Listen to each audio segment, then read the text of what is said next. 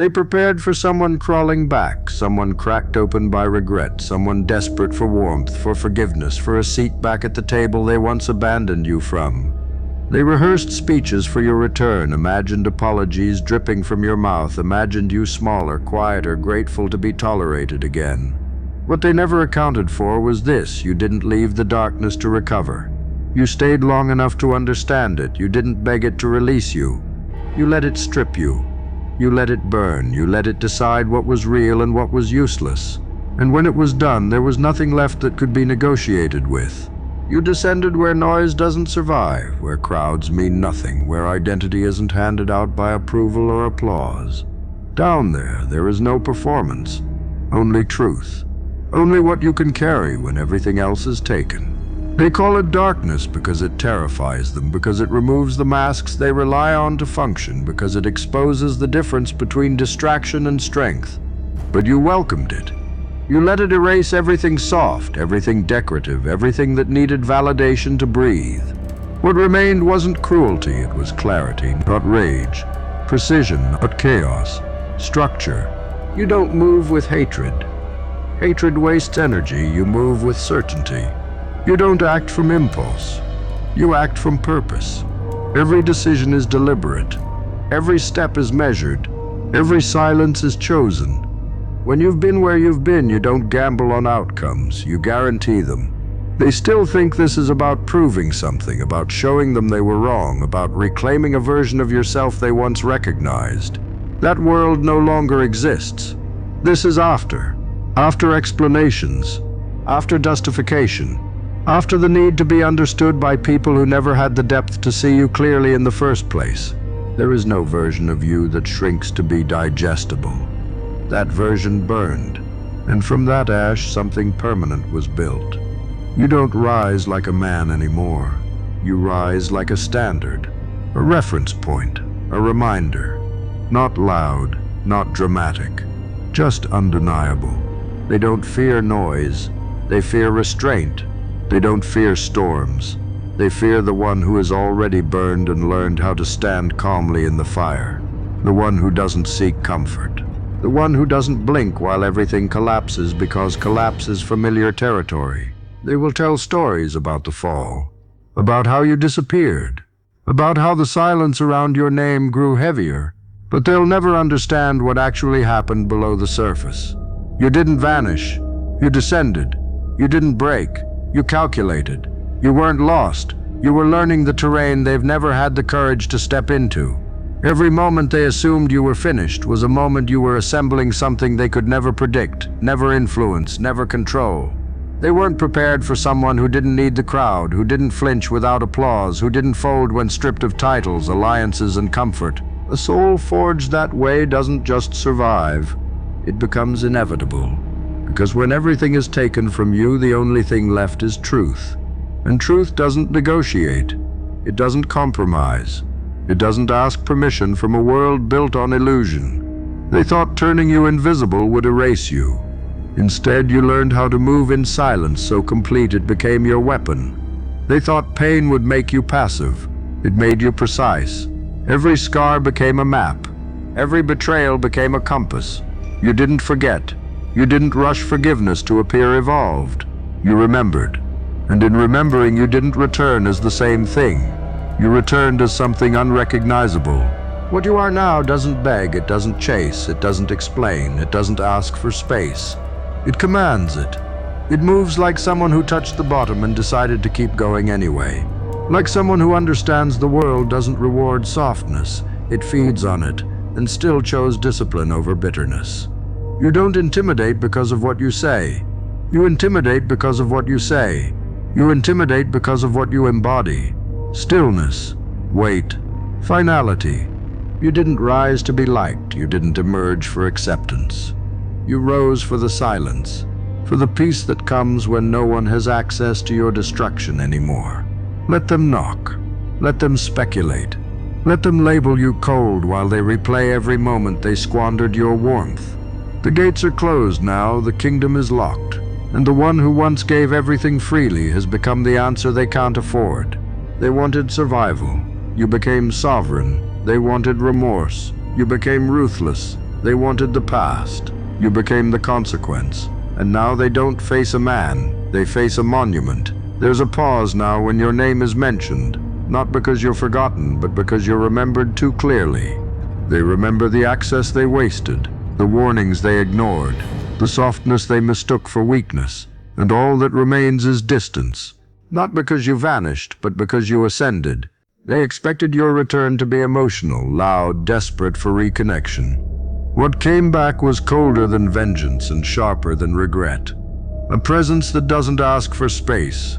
It is space, carved from solitude, protected by silence, ruled by discipline. No rants, no chaos, just a controlled storm behind calm eyes. And in that calm they see everything they underestimated, everything they couldn't break, everything they can no longer touch. You're not waiting for justice, you are it. Not the kind that begs for fairness, but the kind that corrects imbalance. You are what happens when suffering meant to end someone gets turned into structure, into strategy, into strength. And strength like this doesn't knock, it enters. It doesn't threaten. It exists, and its existence alone disrupts every lie they built their comfort on. They called you broken until they saw how solid you became. They called you distant until they realized you were done performing. Now they call you cold. But the truth is simpler. You're clear. And clarity is terrifying to people who survive on denial. You weren't seeking revenge. You were becoming the reminder that you don't get to drain someone's light and walk away untouched. What rose from the fall wasn't a survivor. It wasn't a comeback, it was a command. And now every room adjusts when you enter. Every presence recalibrates. Not because you speak loudly, but because the power in your silence is final. The darkness didn't break you, it finished you. And understand this part clearly, because this is where most people misunderstand what they're witnessing. What finished you didn't erase your humanity, it purified it. It burned away the need to be seen, the hunger to be validated, the reflex to explain yourself to people committed to misunderstanding you. What's left isn't emptiness, it's control.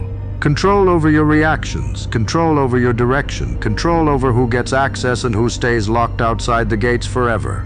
That kind of control doesn't come from confidence seminars or motivational slogans.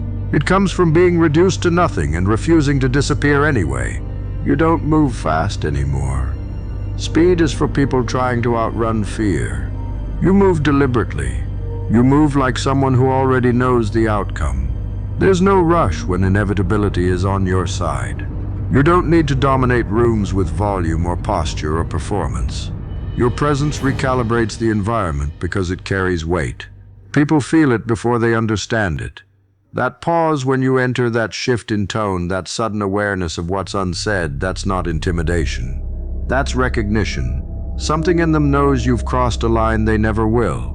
They mistake your restraint for indifference. They mistake your silence for mercy. They mistake your calm for exhaustion. But restraint is not weakness. Silence is not surrender. Calm is not the absence of power. Calm is power that has nothing left to prove. You already fought the battles they're still rehearsing in their heads. You already buried the versions of yourself they're hoping to provoke. There's no leverage left for them to pull on because you removed the hooks a long time ago. You don't correct people anymore. You let reality do it for you. You don't expose lies aggressively. You outlast them. You don't demand respect. You become unavoidable. That's the shift they never saw coming. They were prepared for retaliation. They were prepared for breakdowns. They were prepared for noise. They were not prepared for someone who learned how to weaponize patience, how to let time suffocate arrogance, how to let silence starve manipulation until it collapses under its own weight. What finished you also freed you from needing closure. You stopped waiting for apologies that were never going to be honest. You stopped expecting accountability from people who only understand consequences. You stopped asking why because you finally understood how. How systems protect themselves. How people rewrite history to avoid guilt. How comfort depends on denial. And once you see that clearly, you stop wasting energy trying to fix what was never built to be fair. You don't carry resentment anymore. Resentment requires attachment. And you've already detached from outcomes that don't serve your direction. That doesn't make you heartless. It makes you precise. Your empathy now has borders. Your loyalty has conditions. Your generosity has gates. And anyone who complains about those boundaries is simply revealing how much access they expected without earning it. They'll still test you. They always do. Not because they doubt your strength, but because they hope it softened. They hope time dulled the edge. They hope isolation made you fragile.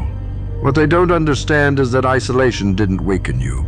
It trained you to stand alone without fear.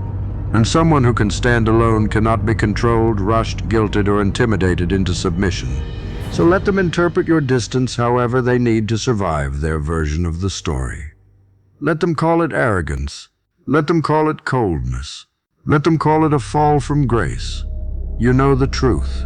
You didn't fall. You didn't fade. You didn't lose yourself. You finished becoming someone who cannot be pulled back into chaos by people who thrive on it. You are no longer reacting to the world. You are shaping your position within it. Quietly, relentlessly, permanently. And that's the part they feel in their gut but can't explain. Because what finished you didn't make you loud. It made you irreversible. And here's the part they really don't know how to sit with. You didn't just become harder to hurt, you became harder to reach. There's a difference. Hurt still exists in the world. Loss still happens. Disappointment still shows up.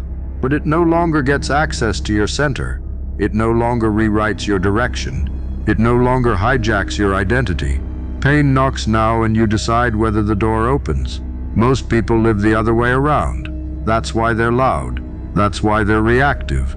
That's why they're always explaining themselves to ghosts. You stopped chasing resolution because you realized resolution is internal. You don't need everyone to understand what happened. You don't need agreement. You don't need witnesses. The work was done in places no one applauds, in silence that doesn't trend, in moments where quitting would have been reasonable and continuing felt almost cruel. You stayed anyway, and staying long enough changes a person. It rewires patience, it sharpens judgment. It teaches you the difference between urgency and importance. You don't confuse motion with progress anymore. You've seen people move constantly and go nowhere. You've seen ambition rot without discipline. You've seen passion burn itself out without structure. That's why you're steady now. That's why your actions look simple from the outside but feel immovable once engaged. You don't need to announce what you're building. You let results do the talking because results don't argue, they don't negotiate. They arrive. What finished you also ended your appetite for chaos disguised as connection. You don't bond over shared wounds anymore. You don't confuse intensity with intimacy. You don't mistake attention for loyalty. You learned that not everyone who feels familiar is safe, and not everyone who feels distant is a threat. That lesson alone would have saved a lot of people years. You paid for it in silence, and now it's permanent. There's a quiet confidence that comes from knowing you can lose everything again and still stand. Not because you want to, not because you romanticize struggle, but because you've already mapped the terrain. You know where fear lies to you, you know where ego gets loud. You know where temptation pretends to be relief. And because you know, you don't rush, you don't panic. You don't overcorrect, you adjust. They still wait for you to soften, for you to explain, for you to circle back and make things comfortable again. But comfort isn't your responsibility anymore. Alignment is. And alignment sometimes looks like distance. Sometimes it looks like silence. Sometimes it looks like not responding at all. That doesn't mean you're cruel. It means you're done volunteering for dysfunction. You didn't become unapproachable, you became intentional. You didn't lose empathy. You learned where to place it without self-betrayal. You didn't stop caring. You stopped bleeding for people who treated your sacrifice like an entitlement. That shift is irreversible. Once you see how much energy you were giving away just to be tolerated, you never offer it freely again. And this is why your presence feels heavier now. Not because you threaten, not because you dominate, but because you don't need anything from the room. You're not negotiating your worth. You're not auditioning. You're not waiting to be chosen. You already chose yourself in the dark when no one was watching. when it would have been easier to disappear. That's what finished you. Not anger, not vengeance, not bitterness. Completion. The kind that closes loops, seals doors, and locks lessons into place. You're not becoming, you already became. And everything from here on out isn't about survival. It's about placement, position, legacy. So let the world keep misreading your silence. Let them project whatever story helps them sleep. You know what happened.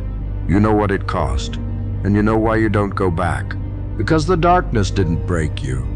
It finished the work. Like, comment, and subscribe.